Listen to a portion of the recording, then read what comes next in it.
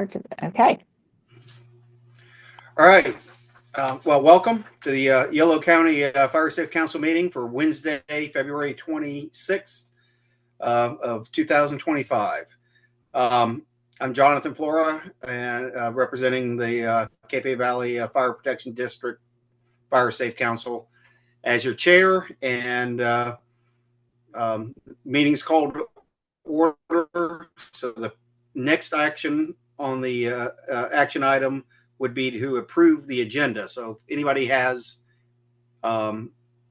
if no one has any further updates to our agenda, I'll be looking for a motion in a second, and we'll call for the question. I move to approve the agenda. Stone Palm. All right, we got one motion. Cape Valley, I'll second. And Jesse seconds. All in favor? Aye. Aye. Aye. Any opposed? Nay. Waiting to beat. Hearing none.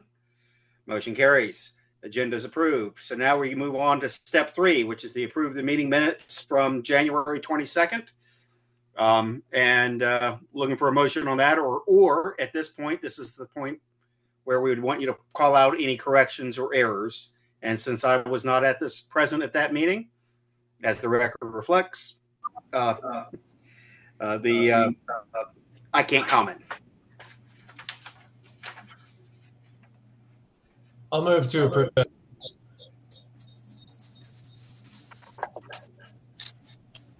This is Moira. I'll second. We have a motion. Looking for a second. This is Moira. I will second.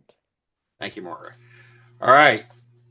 Hearing no outstanding clamor for corrections, I call the question. So to approve the meeting minutes from January 22nd, all in favor, please say aye. Aye. Aye. Aye. Aye.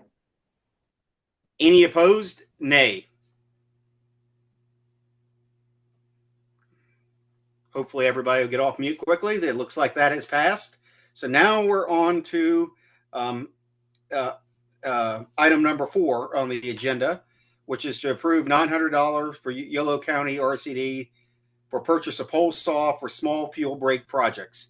And Tanya, I'm going to point out you haven't shared the agenda. I just realized that. I meant, so I realized I'd mentioned it earlier, and then I realized it never came up. I got distracted. Yep. Okay. Sorry about that. Yeah, there's some. I'm reading it off. So lots of words on this one. Yeah. Can you increase the size a bit?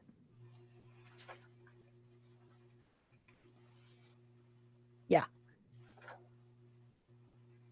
Cool. Okay. Well, so this action item. So as you know, when we've done a couple of really big shaded fuel breaks, and we've used some big professionals, either the CAL FIRE crews or contractors, but there's a few smaller projects that RCD staff are very capable of doing, mostly like limbing up oak trees. And we'll talk a little bit about a project that we want to do, but we realized that we don't have a pole saw to do that work with. So I have a quote here, and I can share it on the screen if you are so interested, for a cost of a pole saw, which is roughly, with tax, at the estimate which was gotten on the 7th of February, for $830. Tanya, what type of saw is this, and who's the vendor? This is from Sterling May, and it's a steel pole saw. And I believe it is gas. Okay. This actually doesn't give me super details, but yeah, I think it's a gas pole saw. Thanks for that info. Is it one of Make great chainsaws and weed eaters ones? What was that, Jesse? How long is it? Is it one of the 13-foot telescoping ones, or is it just the weed whacker size? What an interesting question. It's it looks like like this quote doesn't give me much information. It's not like the weed whacker ones. It's to do limbing. So reaching up, it's probably 8 to 10 feet. And I don't know if it's telescoping or not. Do you have a recommendation? No, those are great. I mean, if you guys are likely to use them a lot, then I would be happy to make the motion to move the money over. If you have one project in mind, then I can loan you mine. Ah, okay. Good to know. But generally, the more pole saws in the world, the better. Yeah. So we I'll got a motion. second that. Yeah, we have a second. I'll Yes. second. Okay.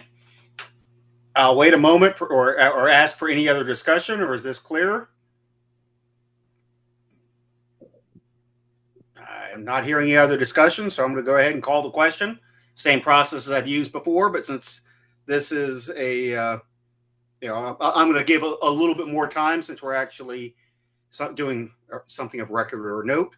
So all in favor to approve $900 for Yolo County RCD to purchase a pole saw for small field breaks projects, please say aye. Aye. Aye. Any opposed? Nay. Hearing none. Motion approved. So now we're on to action item 5. Approve changing focus of the Winters West Side buffers from create fire buffers in the grasslands around the west side of Winters using prescribed fire and grazing. And then underline boundary between new houses and WI. 2, quote, create fire buffers in the grasslands around Golden Bear and Prostatus Road, butchering that, communities using grazing and vegetation thinning. Okay, let me explain. In my coordinator report, this is a project that had been identified a couple of years ago in the CWPP. When I had met with Chief Snyder and Captain Marquez from the Winters Fire Department, they were like, well, we mow this. This is owned by the city. This is mowed, and this isn't such, if you guys can see this, here's Northwest Winters, and this isn't such an issue. So I think we had $30,000 parked there to do some prescribed burning or grazing. And we've actually been shifting our focus more to doing some possible grazing further west, where it's more fire prone out here, and doing some other work, which is what we want the pole saw for, which is to do a little bit of a mini shaded fuel break. I mean, it's really not that bad, and it's mostly well kept by the neighbors, but the sort of corner here is kind of scruffy, and using funds to do that work. So that is the justification for switching the focus further west.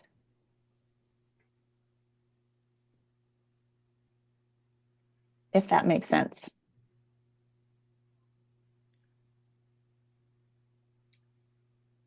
This could cover, projects like this or any other things to focus on the Golden Bear and Positas Roads area. Just curiosity, do you still have $30,000 for that? Yeah, we haven't done anything on that. Okay. And I'm hoping at the next month's West Winters Fire Safe Council meeting, hopefully either the chief or the captain will be there and we can talk about other areas of concern out here. Sounds good. I like the switch and I move to approve. Tanya, this is Matt from Bobcat. Real quick. So the action is to approve the changes and create fire buffers and grasslands around Golden Bear and Positas communities. So the grasslands around Positas and Golden Bear are Bobcat Ranch. Right. Should there be any specific language about that or? Well, this is more like neighborhood type stuff because using a different pot of funding, we are doing those grazing plans. So yeah, that's a different pot of funding that this body doesn't manage. That was our CAL FIRE planning grant to do grazing to reduce fuels. Cool. So I guess my question wasn't specific enough. Does this affect anything on Bobcat property? Not necessarily. We'll just say it's more neighborhood type stuff like this, cleaning up this county roadside or other small projects like that. Cool. Thanks for the clarification.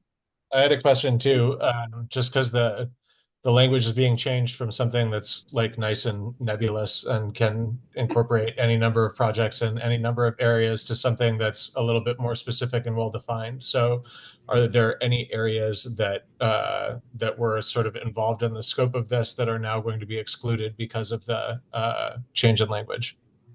Not necessarily. For example, if we zoom back out and zoom back towards Winters again, there's this dry creek along town, edge of town, that some people have expressed concern over. So if we wanted to do a little bit of raising ladder fields there, we could, if you guys so decide. So yeah, it just makes it it just basically frees it up from this spot where nothing really needs to happen anyway. If you guys can see my map, sorry, because I can see it really well. Yes, you are sharing the map. Okay, yeah. Yeah. Yeah, this just been a placeholder and no one's that concerned about it. So it would just be nice to send it off to do more useful things.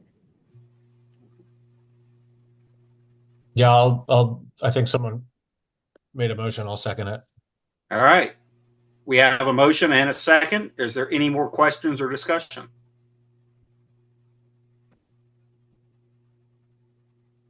I just was wondering, is this private property or is this county right of way?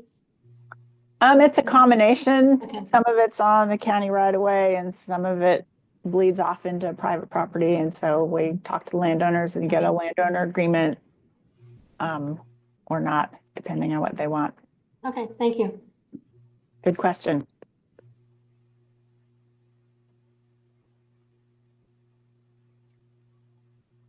I think most of this would be for vegetation thinning since grazing is super complicated.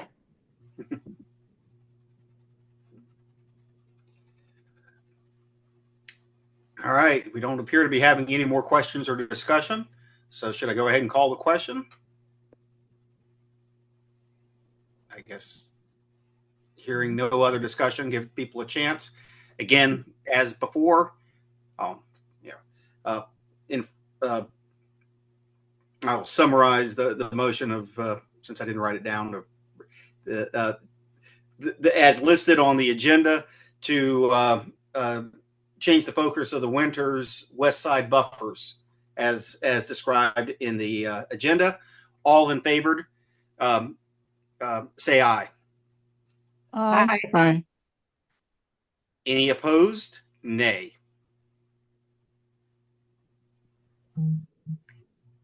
Other than a little feedback, hearing none, motion passed.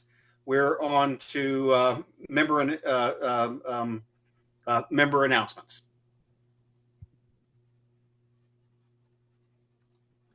I'm going to stop sharing for a second so we can all see each other.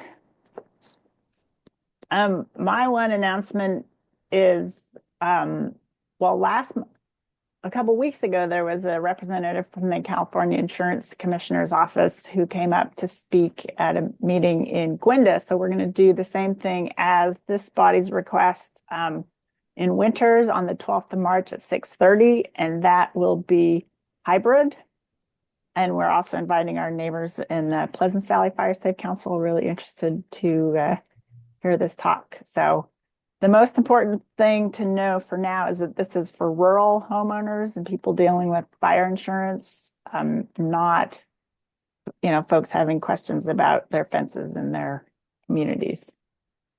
So there'll be more information on that. I think I also put out a save the date, but there'll be more information and a Zoom link, which has been created. That's my announcement.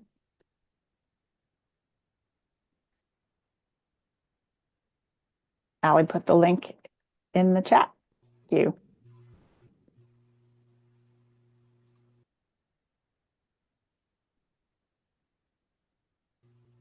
Okay, well, let us move on to our regular reports, I think.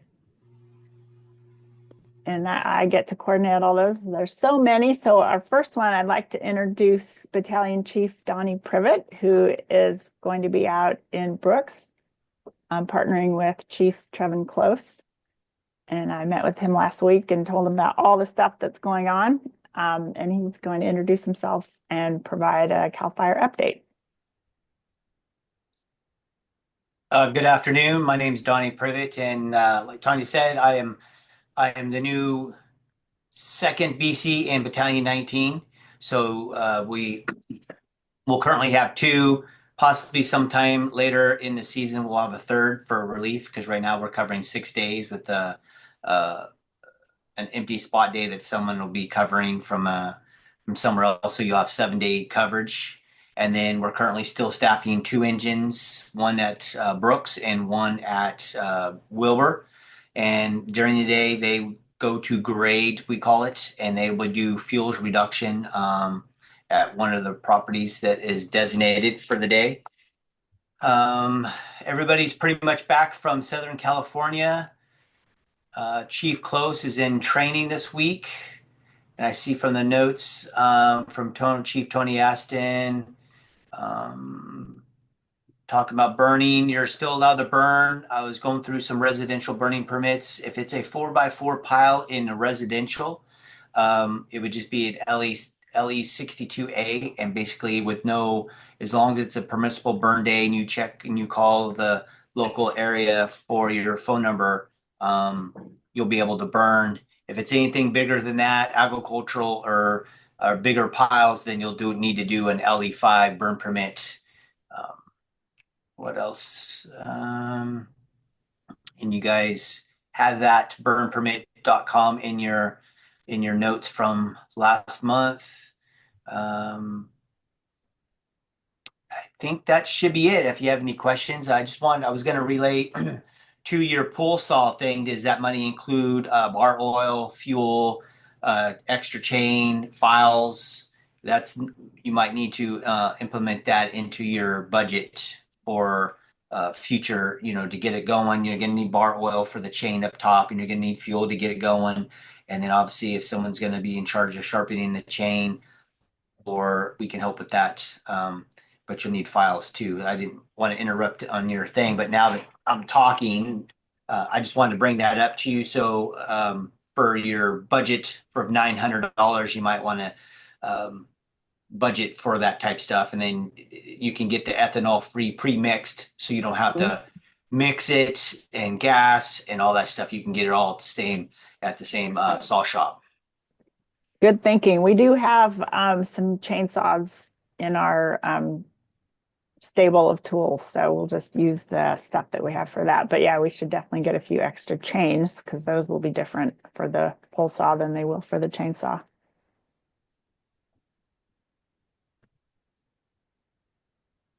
Chief Privet, it looks like your screen froze.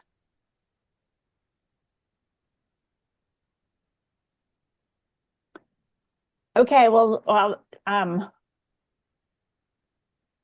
we'll move on to the next report. Since Chief Privet, his screen is frozen, Yolo County Office of Emergency Services, Christopher, do you want to?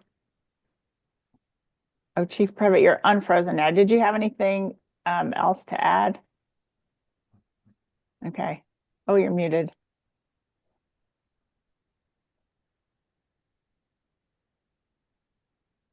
But you are muted.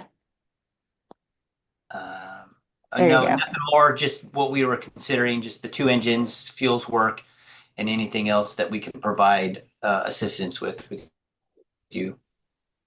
Awesome. Thank you. Okay, Yolo County Office of Emergency Services. Yes, hello everyone. Good evening. Good afternoon. Just a quick update regarding the fire and hazard severity zones.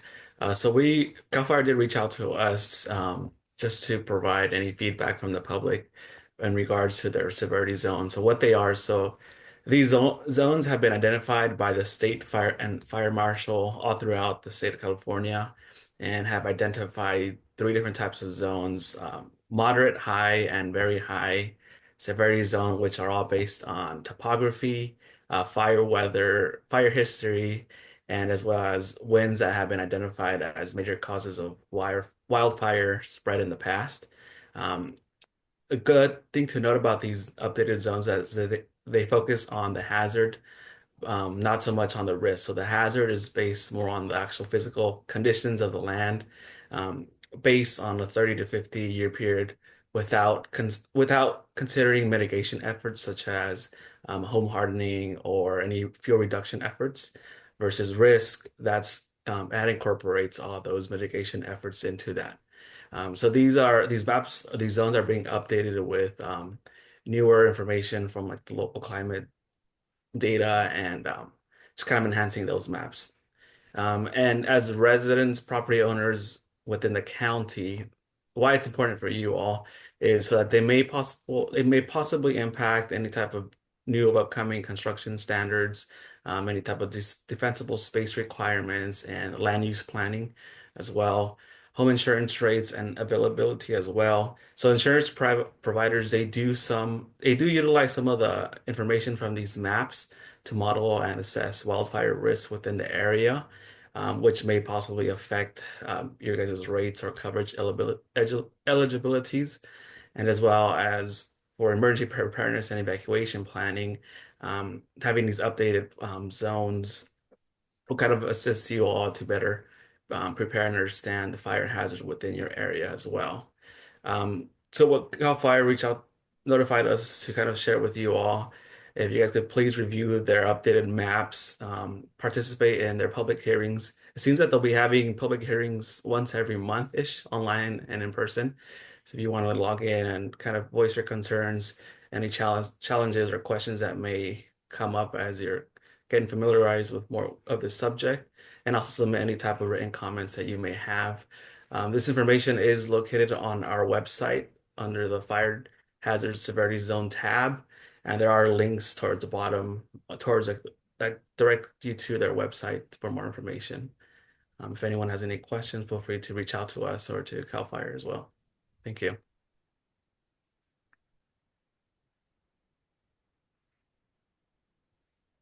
Hey, Chris, I got a question. You had said that the insurance companies do use elements of the hazard models that CAL FIRE does in their risk assessments. I've been told, people have been telling me for years that that's not the case, and that the insurance companies have their own risk models that they're using.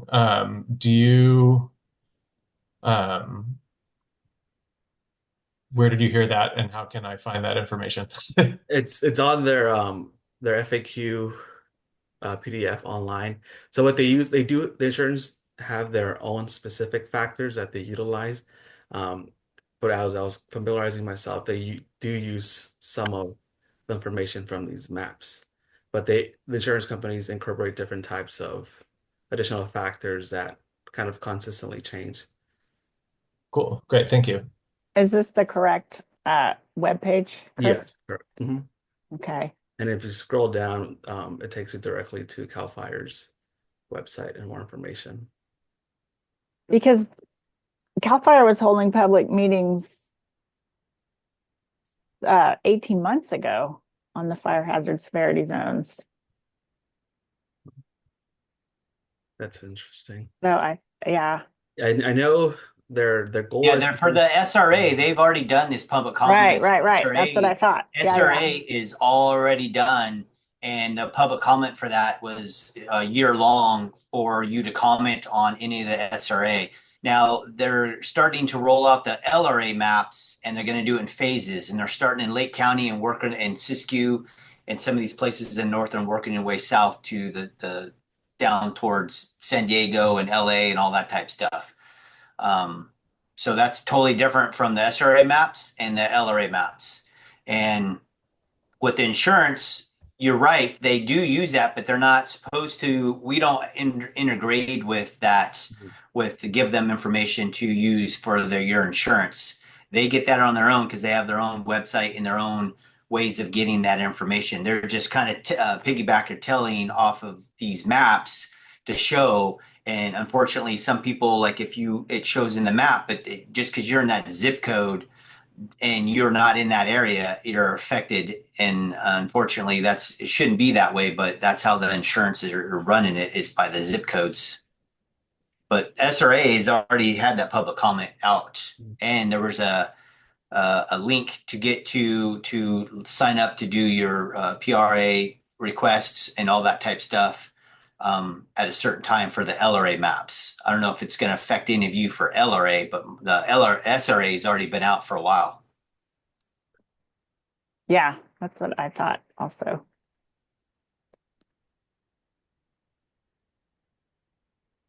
So Chris, you're asking for public comment on the local responsibility area updates? Yes.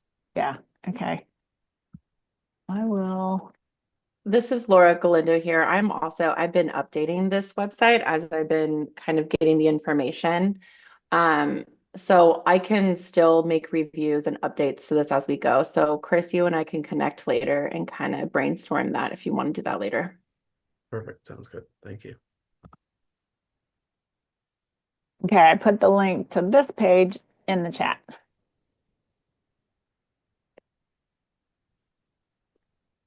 Any other OES updates? That is all from my end. Anyone else from my office? No, we don't have any other updates. Thanks, Chris. All right, that's good. Thank you. Okay, I'm going to, you were all sent the coordinator report with any changes and updates highlighted. I did want to point out, as Chris Rose will probably talk about more, as the the Solano Fire Safe Council is meeting quarterly. And it's on Zoom, super easy to access. And the next one's May 7th. There's the link. And then in terms of other updates, so we want to do some fuels reduction work near Cape Hay on Highway 16 and near Rumsey on Highway 16, both of which means navigating Caltrans permitting. So we're waiting on an encroachment permit from Caltrans for the fuel break burn by Cape Hay. And then also the Highway 16 fuel break near Rumsey. We're waiting for a report from the archaeologist to allow us to, then we will then release a request for proposals and hire a contractor to do that, because that's bigger than us and our new pole saw can do. The County Road 41A fuel break was completed a couple weeks ago, and we added on another mile of County Road 41, which is actually way easier than 41A, which was kind of a mess. And I'll show you some pictures in a moment. And then again, the highway Caltrans, where the archaeology review has started in the section that we did not do. So basically from post mile 0.5 to 3.5 is the big stretch that we started and then had to stop. Okay, and then there's the Winters West Side Buffer, which has a new name. Thank you very much. And then we're just working with landowners and trying to site the Highway 16 and Highway 128 high fire awareness signs. So now I'm going to show you a photo essay because I had a lot of fun with this since I didn't have to fire up any chainsaws. Can you guys see this pretty well? I had sent you a few in the report, but I'm just going to scroll through this page by page. Whoops. Of the before and after pictures. Wow, that's great. Yeah, it was quite a mess, and it's clean. See if I can make it a little bit easier to view. Yeah, the crew did a great job, and took advantage of the dry weather in January. And Tanya, it's amazing looking at the before pictures and then comparing it to the after. It really highlights to me how the overgrown before has just kind of become the default. And it's what I expect things to look like. It's like, oh wait, it doesn't have to. Yeah. It's just It's pretty shocking driving down those roads. yeah. You went and looked at it, Jesse? I went up 41 the other day. I haven't been down 41A yet, but I'm looking forward to it. Yeah, 41A is more dramatic than 41 even. Yeah, I Yeah, drove through there as the guys were working, and it's just night and day. It is yeah, and truly manicured now. It's manicured. It looks great. now we just have to keep it maintained. Oh my gosh. And I know. Yep. I'm thinking if there's any federal funding stream that comes into this would actually be these before and afters would be a great way to communicate uh, some of the worthwhile way that money gets spent. And I know Congressman Thompson's been highlighting the importance of fire breaks. So Yes. Well, this is all our early action funding, so we can thank our Senator Dodd for this. yeah. So there's the only picture I got of 41 was this one. Yeah, there wasn't as much work necessary on that road, but they were Oh, able to that's push all 41. of the tight spots back pretty well. Yeah. Anyway, that's my little photo essay for the day. That's a completed project. And then I talked about the upcoming projects. So I'm working on, like I mentioned earlier, our County Road 34, just a little trimming here just to push the vegetation back. And that's something that our staff will do with their old chainsaws and new pull saw. So, like I said, still working on a few landowner agreements, but the county public works helps us with our encroachment permits and is going to be doing traffic control there because that's a surprisingly busy road. So that's our main upcoming project. And then not early action funds, but as I mentioned to Matt earlier, we have a project with CAL FIRE to do some planning and implementation of fuels reduction around West Winter. So we met with the grazer at Bobcat to look at some grazing areas around Golden Bear. So now I'm calling landowners, and that's a very slow process.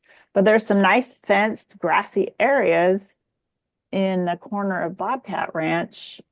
I'm sorry, not Bobcat. I keep doing this Bobcat versus Golden Bear. They're both animals. Yeah, so here's Golden Bear, and there's some of these properties here that are already fenced. So if we can just bring in some cows to drop the veg levels down, that will really help. So that's all I have for projects. Does anyone have any questions about projects? Either completed, planned, or future, past, present, or future projects? You had said that grazing was difficult. Oh, I mean, coordination. running into roadblocks trying to graze some of these areas. Not yet, but it's just like the first step is calling people and saying, are you interested in having grazing on your property? We did have a meeting last month, but all the people that attended lived down here and have very small plots. There's actually some really nice big good grass next to Bobcat Ranch. So those are the people I'm reaching out to. Then you have to have fencing, so that's another thing. So we're starting those plans, discussions. And Tanya, I'd be happy to talk about logistics if anyone has any questions. Well, most of the logistics at this point are not from the Bobcat end, they're from the Golden Bear end. I just meant with cattle, what you need to have cattle on your property. water, and good fences. And there's no funders that will pay for fencing except the Natural Resources Conservation Services, which is federal. So we'll just see what we can do out here. I'm really hoping to, have people work together and not have it all be contract, or it would just be nice to get something permanent so that it can happen, when the funding ends. Yeah, so that's all I have about projects. The only other thing is grant updates. There are no new grants, but there may be a few ongoing projects. But yeah, there's not at this time. So I'm going to turn it over to Allie to talk about the Prescribed Burn Association and outreach. Yes, hi everyone. For the PBA, Bailey is working with a landowner up in Rumsey for a grassland burn. It's only, I think it's less than 10 acres. It's just a little grassland area along Cache Creek. And that'll probably happen in late May or June, possibly later, depending on how much rain we get and if it's dry enough to burn. So more on that will come out soon, hopefully. And then for program updates, we had a chipper day yesterday, actually. Our crew visited 3 properties. They had a lot of materials to chip. So we only got 3 properties, one up in Zamora, which is part of our local responsibility area in our high fire zone, and then a property in Gwenda and a property in Winters. I have a couple properties of interest that might submit piles for chipper days, but right now we don't really have anyone on the list. So now would be the time to do your defensible space work and request a visit from the chipper, because hopefully you'll be maybe the first property we visit. And then our address sign program is still chugging along. We haven't gotten requests in a bit. We've done maybe a couple signs recently. But our big update for outreach is our defensible space video is now out. So I think we've mentioned it at least a few times in previous meetings, but we were working with a local film production company to make a defensible space video that's more oriented towards our region. It has, landscape of oak woodlands and grasslands, which is more applicable to our county and kind of our region in general. And so we finished that up. We've got a final cut. I just posted it to our YouTube channel. We also have a Spanish version that was narrated by someone on our staff in Spanish. So big thanks to Jesse Capitano, Chief Capitano, who narrated the English version, and then Chief Close was also in the video, as well as some local Kristen and Mike Webster from the Cape Valley Fire Fire Safe Council. So we're excited to have that out, and yeah, I'll drop a link to that in the chat. And then I'm going to send out a newsletter announcing that video and some other resources and program reminders and just general newsletter stuff. Hopefully that'll come out either by the end of this week or early next week. So if you don't watch the video now from the link that I'll drop in the chat, you can see it in the newsletter. And then I will be working on getting some press releases in local newspapers to remind folks to do their defensible space and wildfire prep in preparation for fire season. So that's kind of what we're up to. And I will grab the link for our DSpace video. I don't have the Spanish version uploaded just yet because I'm waiting on some translations from our staff for the just video description. But so that one will be up very soon. But the English version is up for everyone to preview. Try to wait till the end of the meeting before you watch it. We were going to show it at the meeting, but there's usually some technical difficulties with showing videos on Zoom calls. So we're not going to do that. But it's really fun. It's really fun. But if you in a serious way. But if you have a link to it, put that in the chat. We could always walk if people open it and save it. Now that perfect. Yes. So you can, yeah. You don't need to deal with any weird Zoom audio stuff that might occur if we all watch it together. Thank you, Allie. Very exciting. No worries. Chris Rose, are you ready to give an update from what's going on the other side of the creek? Oh yeah. So ready. Let's hear it. Yeah, Karen Young is our fire lead, and she usually gives the updates, but she's actually running around the field right now, getting a bunch of things ready for field days. So I'm going to give a brief update. I'm not going to go into a huge amount of detail on each of these items because I probably can't. And you'll know it. Anyway, so basically, what's been going on are about 7 main items. Post-tree fire removal project. It's a big project on which we got money a few years ago. And we've been going through the permitting process, and we just posted our CEQA document, MND, for public comment to remove hazard trees along Pleasants Creek, mainly, and drainages. And we're working with a consultant that's helping us do that, and actually are about to put out an RFP for the work. So one small detail is that the $670,000 of funding to go to those contractors and the consultant to do the work is now on hold because the money is from U.S. Forest Service. So hopefully that gets freed up soon so we can get going on that. But pretty exciting stuff. Next on my list here is Quail Canyon Grazing Project. We had a really great meeting out at Barris Brewing, which we do often use Yolo County as our meeting space out at Barris Brewing.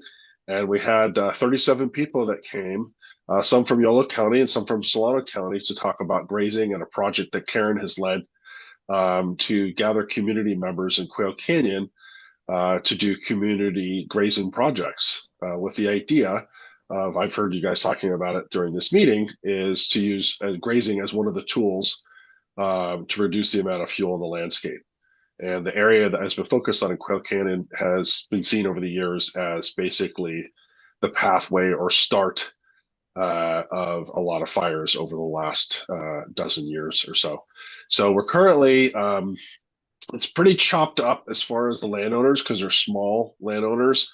And we're trying to find grazers that are willing to work with multiple plots throughout an entire valley versus one whole area. So that's what we're doing right now. Anyway, let's see here. Nelson Road prescribed burn is a prescribed burn. Nelson Road, it's by that area near Cherry Glen. Like if you were driving up 80 from the Bay Area and you wanted to take a shortcut through Pleasants Valley, you might take Cherry Glen Road. Well, Nelson Road is right near there, near Lagoon Valley. And essentially there's a hill, this is the spot where fires tend to jump across Highway 80 onto the south side of Highway 80. And we're working with local partners in Solano County, several different fire departments, CAL FIRE, City of Vacaville, to prep the site by limbing and by gathering debris and limbs and trunks and other things that are on the ground below or near oak trees to basically build piles. And we've built a whole bunch of piles. And the idea on this site is that's pre-burn, prescribed burn work that we're going to do. And we've done, I think, 2 or 3 days of that work already. And we're going to get the help of a contractor or the Cs to help us do more of that work to build those piles. And then we plan to do pile burns of those in preparation for a broadcast burn in June. And everyone and their Aunt Ruby is involved with this project. As far as it's in 2 air districts, there's like 4 fire departments in the city of Vacaville and Caltrans, and I can't, there's just a lot of people in there. But we're asking, for more help from the partners from the north and Yolo, because the more we help each other out on these kinds of things, the better. So it's just another example of Yolo and Solana working together on fire. So we're hoping this all comes together.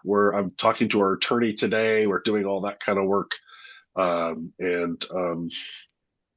So that's where that is. But hopefully we can make that happen soon. We're also working with Yoji Day and Winton Nation on all of our burns and workshops and things that can disturb grounds. I will say, yes, I forgot to mention that the tribe, that it's also a cultural site. So we're working with the tribe as far as how do you create fire breaks without disturbing ground and where to do that, which is a good thing, but it's definitely another layer. Okay.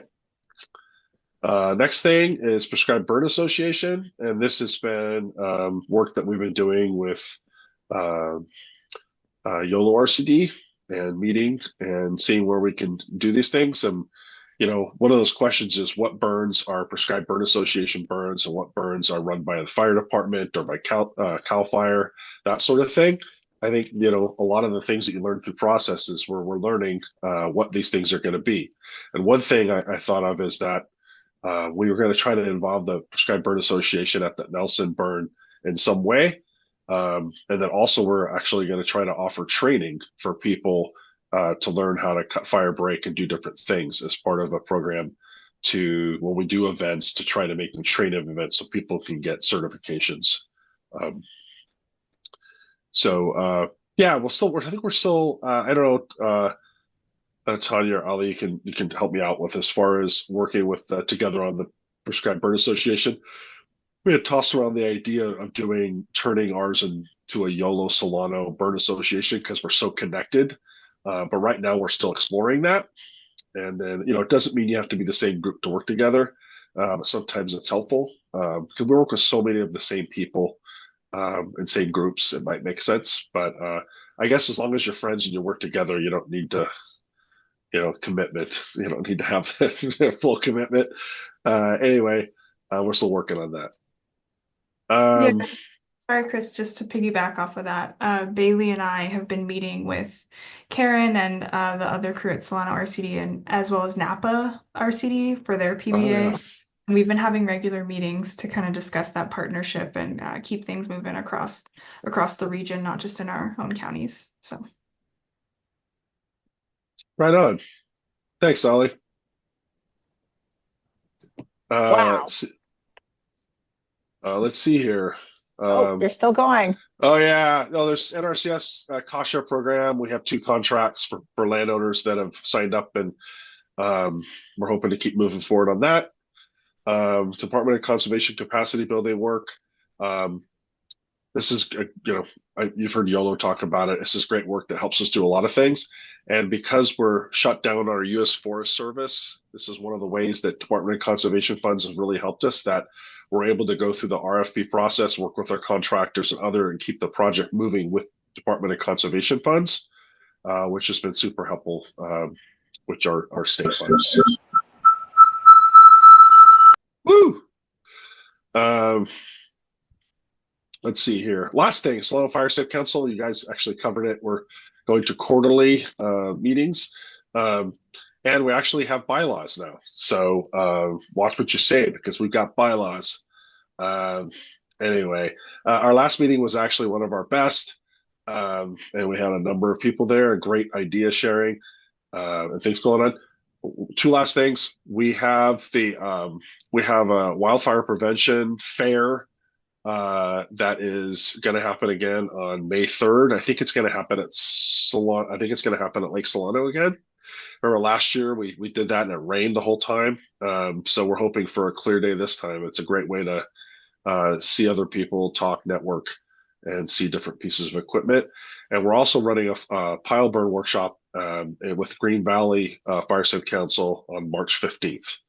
And I think you can go to our website. I think we have stuff up there now about signups, basically how to run an effective pile burn for property landowners. So that's it. Awesome. Thank you. Sure. Cool. Well, let us go into our Community Fire Safe Council reports in alphabetical order. Cape Valley Fire Safe Council, Moira or Jonathan?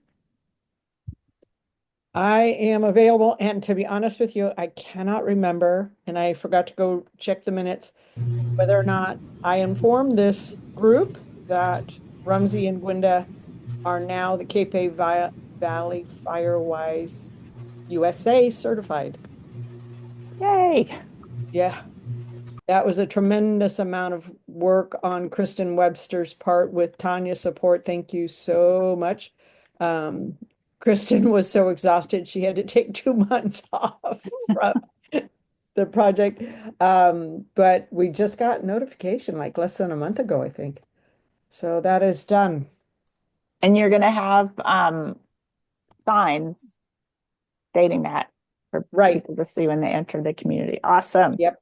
Congratulations. And that's all I've got. All right. Napa is not here today. Pleasant Valley, see Leanne. Hi. Hi. Well, Chris Rose mentioned quite a few things that are going on in Solano County, but just to reiterate, we've been a Firewise community for a couple of years now, and we're still a Firewise in good standing. And then also we're starting the Ag Pass recertification program, which one of them just happened this month, and another one is coming up next week. And then we have put out the notification for our small hazardous fuels reduction grant in the 0 to 5 zone around homes. So hopefully we'll be getting some response about that soon. That's about it. Excellent. Thank you. I'm not sure anyone from West Winters is here today. Bob Stewart or Kira or Neil? I don't think so. Well, that is it for reports. I'll hand it back over to you, Chair Flora.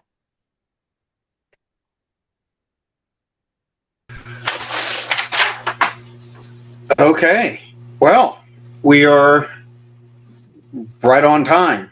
So I expect we're going to be meeting on Wednesday, March 26th. There's plenty of things to do in this preparation season. So I think we can set the meeting, but we'd be looking for a motion to adjourn. And motion to adjourn. And I will second that. And second that. Any discussion? Hearing none. All in favor, say aye. Aye. Aye. Any opposed? Nay. I believe the meeting is closed. Well, motion carries. Now the meeting is closed. See you on Wednesday, March 26th.